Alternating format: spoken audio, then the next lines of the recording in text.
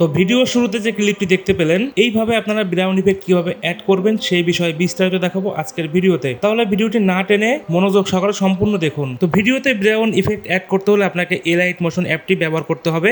তো elite motion অ্যাপটি আপনারা কোথায় পাবেন সেটা আমি বলে দিচ্ছি। আমার ডেসক্রিপশন বক্সে টেলিগ্রামের লিঙ্ক দেওয়া আছে।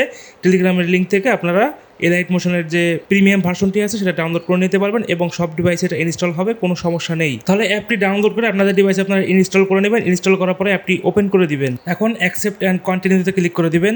এরপর গেট স্টার্ট। তো এইখানে যে প্লাস চিহ্ন আছে এখানে ক্লিক করে আপনাকে মিডিয়া অ্যাড করতে হবে। তো এখানে একটা ক্লিক করে দিবেন। তো ক্লিক করার পরে এখানে সাইজ দেখাচ্ছে, আপনি আপনার মতো সাইজ নিয়ে নেবেন। আমি যেহেতু ফেসবুকে আপলোড করবো এই জন্য আমি ফেসবুকে সাইজটা সিলেক্ট করে দিচ্ছি। সিলেক্ট করে দেওয়ার পরে ক্রিয়েট প্রজেক্টে ক্লিক করবেন।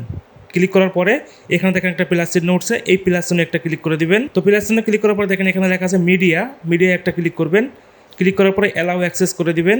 অ্যালাউ অ্যাক্সেস করার পরে এখানেও অ্যালাউ করে দিবেন। অ্যালাউ করার পরে দেখেন এখানে আপনি যে ভিডিওটা ব্রাউন ইফেক্ট দিতে চাচ্ছেন সেই ভিডিওটা আপনারা এখানে অ্যাড করে নেবেন। আমি এখানে অ্যাড করে নিয়েছি। তো আপনার ভিডিওটি অ্যাড করা হয়ে গেলে এখানে একটা শেপ ক্রিয়েট করতে হবে। শেপ ক্রিয়েট করতে হলে এই প্লাস চিহ্নে একটা ক্লিক করবেন। ক্লিক করার পরে এখানে যে স্কোয়ার শেপটি আছে এখানে একটা ক্লিক করবেন। ক্লিক করার পরে দেখেন ভিডিওর উপর একটা শেপ চলে আসছে। এই এক কর্নারে ধরে পুরো ভিডিওটা অ্যাড করে দিবেন। অ্যাড করে দেওয়ার পরে আপনাকে এখন কালার সিলেক্ট করতে হবে। দেখেন এই পাশে আছে কালার একটা ক্লিক করবেন। ক্লিক করার পরে গ্রিন কালারটা আছে, গ্রিন কালারটা আপনারা অ্যাড করে দিবেন। ঠিক আছে, এই উপরে যে তীর চিহ্ন আছে এখানে ডাবল ক্লিক করে দিবেন। দেন বাম পাশে যে তীর চিহ্ন আছে এখানে একটা ক্লিক করবেন। ক্লিক করার পরে এই যে এখানে যে অপশনটি দেখতে পাচ্ছেন এখানে একটা ক্লিক করবেন। ক্লিক করার পরে আপনার যে গ্রিন ইফেক্টটা আছে পুরো ভিডিওটা জুড়ে অ্যাড হয়ে গেল। অ্যাড হওয়ার পরে এবার উপর যে তীর চিহ্ন আছে এখানে একটা ক্লিক করে ভিডিও শুরুতে চলে আসবেন। আসার পরে এখানে আপনাকে এখন শেপটার কালার পরিবর্তন করতে হবে। কালার পরিবর্তন করতে হলে ব্লেন্ডিং এন্ড অপাসিটি থেকে ক্লিক করবেন। ক্লিক করার পরে স্ক্রল করে একটু নিচের দিকে আসবেন। আসার পরে দেখেন লেখা আছে ডিফারেন্সে ক্লিক করে এখানে সাবট্রাক্ট করে দিবেন। ট্র্যাক্ট করে দিলে ভিডিওর কালারটি পরিবর্তন হয়ে গেল। এবার এই তীর চিহ্নে ক্লিক করে এখান থেকে বের হয়ে আসবেন।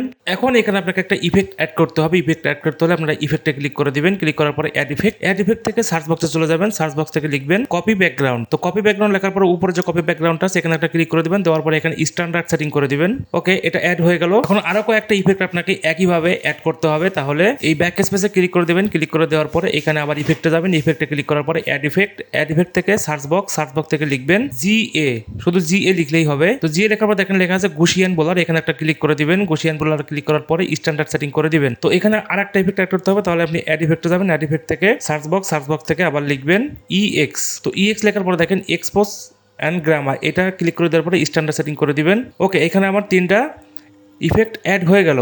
এবার এই ইফেক্টের উপর আপনাকে কাজ করতে হবে। কাজ করতে হলে মাঝখানে যে ইফেক্ট আছে এখানে ক্লিক করে দেওয়ার পরে এখানে দেখেন 300, 370 বা 400 আশেপাশে এটা রাখবেন। বেশি রাখবেন না, বেশি রাখলে ভিডিওতে সমস্যা হবে। আমি 320 রেখে দিচ্ছি। 320 রাখার পরে এখানে ব্যাক স্পেস ক্লিক করে বাইরে আসবেন। বাইরে আসার পরে আবার ইফেক্টে যাবেন। ইফেক্ট থেকে এখানে নিচে যে ইফেক্টটা অ্যাড করেছিলেন এখানে একটা ক্লিক করবেন। ক্লিক করার পরে এখানে হচ্ছে মেন অপশন, এখান থেকে আপনাকে কালার গ্রেডিংটা করতে হবে।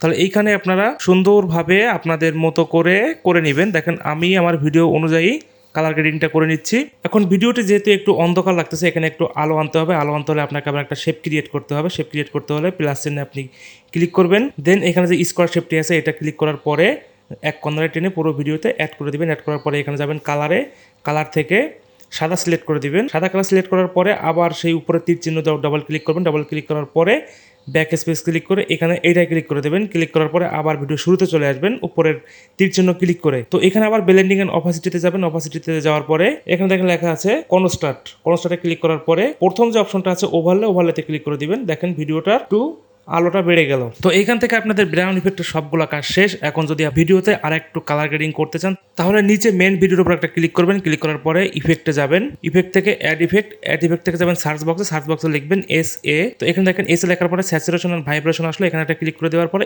স্ট্যান্ডার্ড সেটিং একটা ক্লিক করবেন। ক্লিক করার পরে এইখান থেকে আপনারা কালার গ্রেডিং করতে পারবেন। তো উপরে যেটা আছে এটা 35 থেকে 40-এর আশেপাশে রাখবেন এবং নিচে যেটা আছে এটা 1.12 বা 15 এর ভিতরে রাখবেন। তো আমি আমার ভিডিও অনুযায়ী কালার গ্রেডিংটা রাখতেছি। তো আপনাদের যেটা বললাম আপনারা ওটাই রাখবেন। তো ভিডিওর কাজ পুরোপুরি শেষ। এখন আপনারা এক্সপোর্ট করে নেবেন। এক্সপোর্ট করতে হলে উপরে যে এক্সপোর্ট আইকন আছে এখানে ক্লিক করবেন। ক্লিক করার পরে এখানে আপনারা সেটিংস করে নেবেন। এখানে আপনার ডিভাইসের কনফিগার অনুযায়ী আপনারা ভিডিও এক্সপোর্ট করতে পারবেন 2K 4K 1080p বা HD ভিডিও।